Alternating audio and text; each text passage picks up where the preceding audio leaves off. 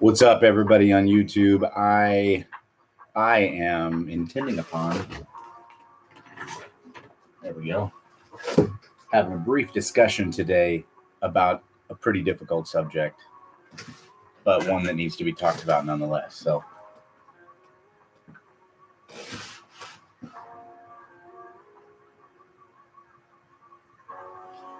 boom. What's up, Facebook people? I'm also live on YouTube for those of you following along on either method.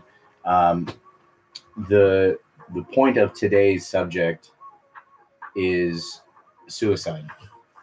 It's a very difficult conversation to have. A lot of people don't want to talk about suicide, mostly because of the nature of it. It's a very difficult subject to have because it talks about mortality. It talks about, and if you're a religious person, it talks about ethics and values. There are a lot of connotations to suicide.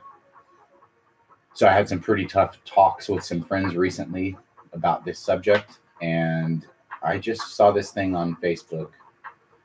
This veteran named Lee that took a selfie video of himself moments before he ended his own life in this valley place and area. It's a pretty terrible story what happened, and I wonder if, because I've seen a lot of people saying, I feel like I failed him. They say we failed him because he felt like he didn't love, or he wasn't loved. And I just I wonder if that's true. Like, I wonder if that's accurate. Because it seems like I'm here being obnoxious to a large number of veterans a lot. And the reason I'm here being obnoxious to veterans is for a very good reason. Veterans need to feel loved. They need to feel, humans need to feel loved. They need to feel appreciated. That's part of the human issue, human condition, if I can call it that. And so when humans are left feeling sort of empty or blank or without any kind of support or care or compassion, a lot of times they act out. They act out in terrible, terrible ways. And one of the ways that they act out is suicide. They end their own life. And we know that we can do something about that personally. The people in our lives who might be suicidal, we can do something to affect that. We can love them in a different way. And we can communicate in more effective and efficient manners. Sorry about all the notifications there. Let me turn this off. Okay. So this guy, this soldier, this veteran who killed himself as a result of his symptoms related to his time in service, I'm guessing, he did what he did because he was confused. He believed lies, right? He was confused about what really was going on. He believed the lie that this is forever, right? That this thing you're experiencing right now, this difficulty, is forever, but it's not. It's not. That's the message here. Focus everything you have on remembering that this isn't forever. Like, if you're going through a hard time right now, like if you're having a point where up here feels all scrambled and confused and you feel like there's no way out, there is. There is a way out. For real. Just, you may not see it right now. It may be difficult to understand. It may be confusing, right? It may be difficult to see. But if you pause for just long enough to breathe, that's what I'm going to do with you here right now. We're going to meditate. I know, you're like, oh, wait, what? No, that's not what this is about. That's exactly what this is about. Because the reason that these human beings are hurting themselves, that's why I'm doing this video really quick. I was actually in the middle of doing work. was in the middle of doing something, and I read this article, and it ripped my heart out. It was horrible, absolutely horrible, that this veteran not only felt like he could be as bold as he was about choosing to, I mean, it's become where they put nets around buildings filled with people who are working long hours because suicide is such a common thing. But yet, even that said, we're still in a place in America, in this culture, where the guy that brings up suicide is the one that's like, everybody just is like, shh, no, let's not talk. Now's not the time for that, you know. Well, when is the time to have the discussion about the fact that human beings, living human beings, males, females, former soldiers, people who many people claim they support, are ending their own lives at high rates? And this guy here, he was like an advocate of some sort. Like he was a loved dude. Like a lot of people knew him. He did a lot of things for a lot of people. He's a very active guy. But he still killed himself. And I don't know if he was on pharmaceuticals or not. I don't know why. Well, I don't know this. I don't know the story. I don't. I wish I did. I wish I knew more. But I don't. All I know is that he did take his own life. And he basically did it claiming that, like, on a video that no one cared about him, right? That no one gave a crap about him, which is garbage. Because all the people saying the things after he took his own life are all saying, I loved you. I appreciated you, man. I wish I had known you were going through that, man. That's what all these posts are saying. All these posts on Facebook of all these friends of this guy that killed himself are all saying, dude, I didn't even know you were going through that. Well, check it out. Now's your chance, veteran, friend, person. If you're not a veteran and you're watching this, share this. I know it's campy. I know it's just another veteran thing, but check it out. There are people who need to hear this, man. There are, for some reason, large numbers of veterans who are either stupid or dumb or just confused or something. I don't get it. They're hurting. They're broken. Their communication methods are just not working right. I don't know, but something isn't working right. So we, us alive ones now, have a duty then to say as loud as we can, we love you. We want you around. You're not a burden. Don't kill yourself. We need to say that a lot more. I'm not saying that I need people to say that to me. I mean, say it to me, sure, whatever. But I'm saying we have a duty to say it to them. That's what I'm trying to say.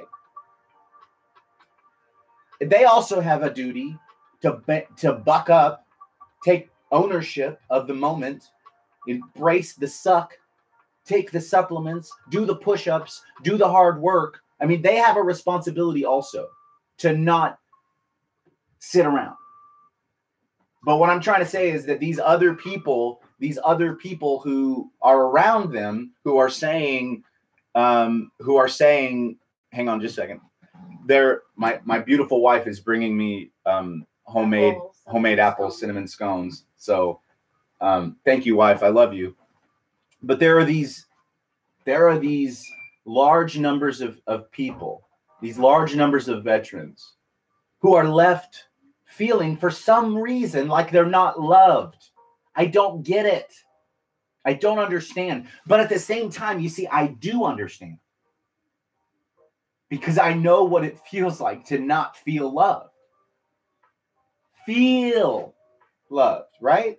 My wife loves me. She brings me scones. My dog, God, he won't leave me alone. You see, I'm getting emotional. This is so real. I mean, there's really people hurting in real ways. And again, I want to be clear. This is not a cry for help from me. Okay. I want to know that. I want you guys to know that I'm good in the sense that I've got my medicine. I've got my family, my friends, my support. I'm going to jiu-jitsu. I'm doing the stuff. I just came off of a 30-day amazing thing that was like super difficult and challenging, and it was beautiful, and it reaped a huge harvest. And I'm going to continue to do harder things. I have a bunch of more plans and more difficult things to add. But I'm talking about for the people who don't, for some reason, they don't get it. For some reason, they don't hear "I love you" when you say "I love you." When you say "I love you" to some of these veterans, or "I care for you," or "I want to hug on you," a lot of times what they're hearing is "I hate you," "You're a burden," "Get out of my way," "Go kill yourself." For some reason, when they hear those things, they're hearing them in different ways, and it's because they're broken. It's because they have problems related to their time in service or before their time in service, right? A lot of times, I know a lot of vets, myself included, who struggle almost as much, if not more, with my stuff before the service than I do with my stuff after the service. The stuff during the service actually made it harder, in my experience. But these guys that are hurting, these guys that are fighting with these things that they're dealing with, they feel like they're doing it alone. Well, you're not. So share this video with a veteran friend or a homie and tell them this message. You are loved, cared for, you matter. Don't kill yourself. Why is it so bad to say that sentence? Why does that sound so offensive to people? I don't understand that. That should be something that we talk about all the time. We should be saying these kinds of sentences. I love you. You matter. You're not a burden. Don't kill yourself. I'm on YouTube right now, live. I'm also on Facebook Live. If you go to timothylocklear.com, click on podcast, it'll take you to the YouTube, or go to my profile, which those of you on Facebook can see that, and I shared a link. This isn't about promotion of myself, you see. This isn't about promotion of a product that I'm selling, because I don't have a product I'm selling. But the point is, more and more and more and more people need to be saying these things to more veterans. You matter. You're not a burden. I love you. Don't kill yourself.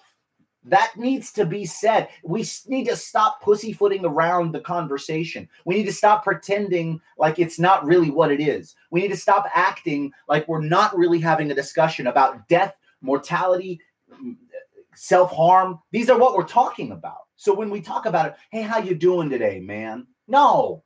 I mean, that's okay to say, but why don't we say, have you thought about hurting yourself or someone else today? In a real way, dude. That's what I'm trying to say. In a real way. Not like they do at the VA, okay? I'm not trying to poop on people at the VA, but when they ask you, when they ask you that suicide questionnaire thing, have you thought about hurting yourself or someone else? That's not what I'm talking about. I'm talking about for you and me, or you and I, or you and your homie, or you and your veteran, or you and your friend. Because that guy that killed himself, that guy Lee, that veteran who unfortunately took his own life, and they found him, and he was missing for a while, and oh my gosh.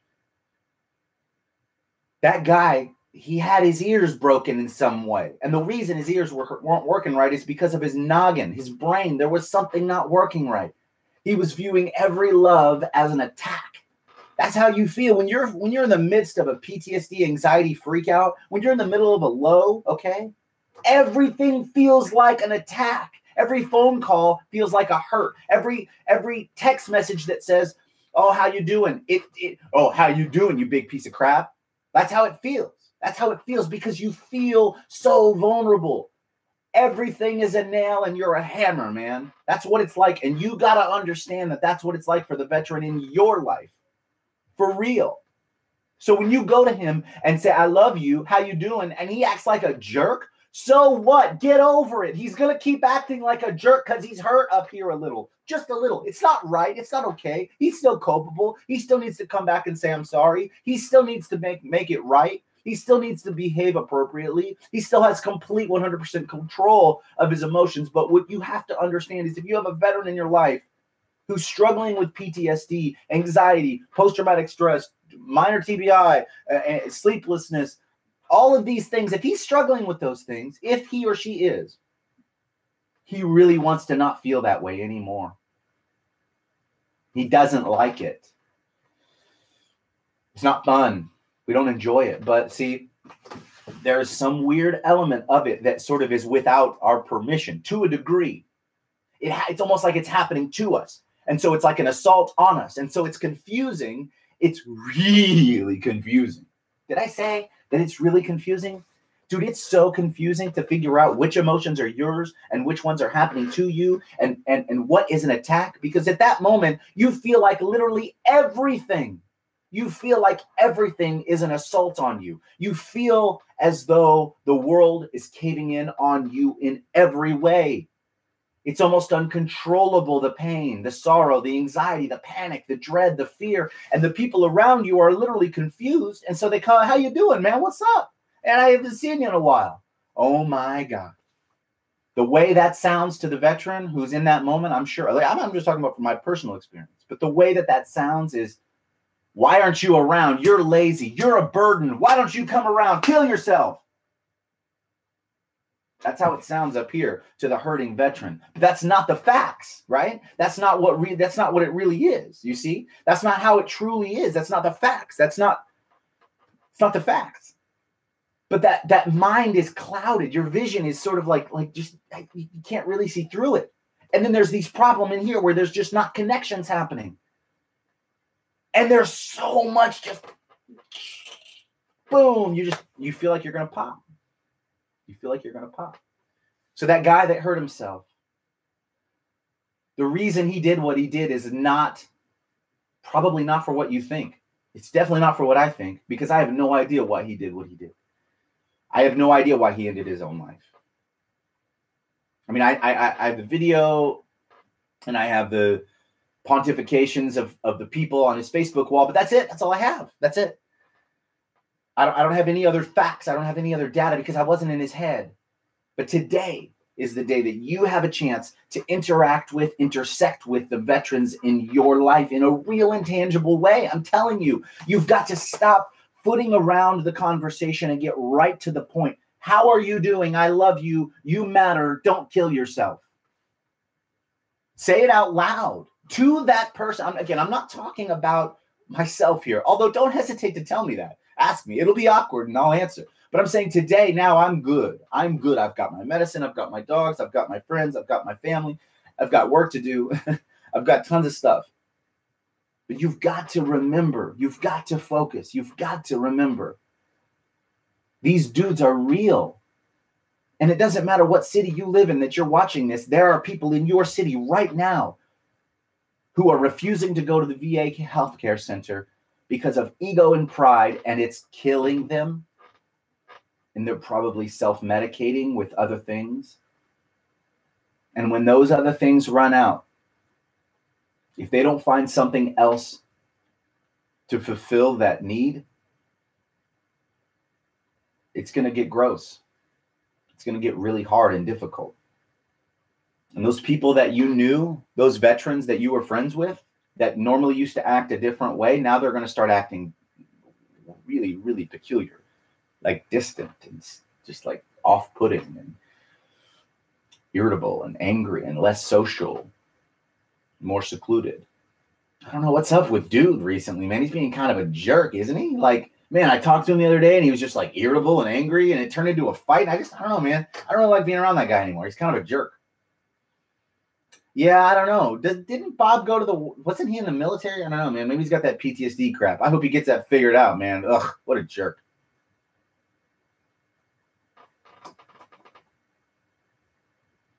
That's what I'm talking about.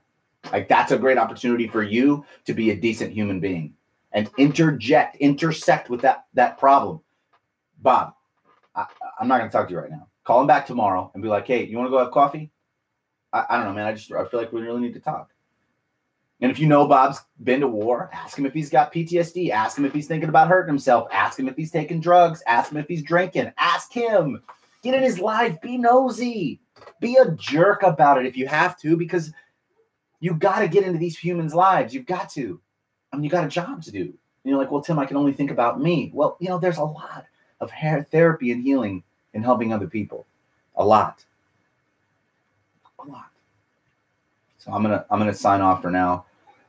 The reason I do what I do, and the reason I send out URLs, and the reason I have a YouTube channel and all this stuff is for this.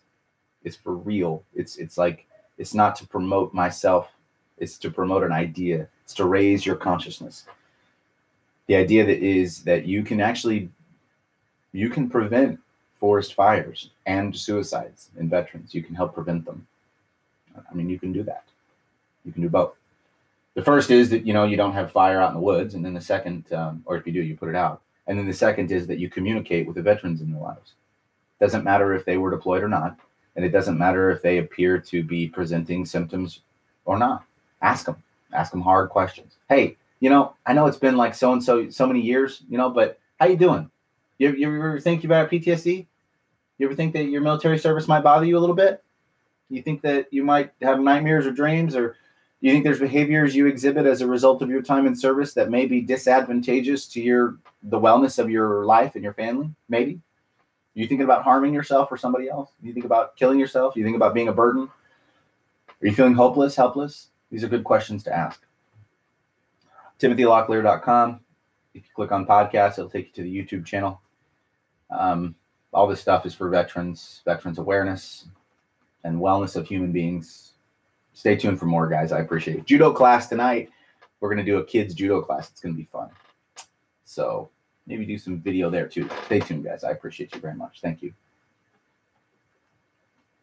All right. Now, for those of you watching on YouTube, I appreciate you watching along. If you'd like to get some more information about what you can do to help veterans, either in your area, in your city, hit me up. Send me a message. Facebook.com/Timothy Locklear. Appreciate you guys. Thank you.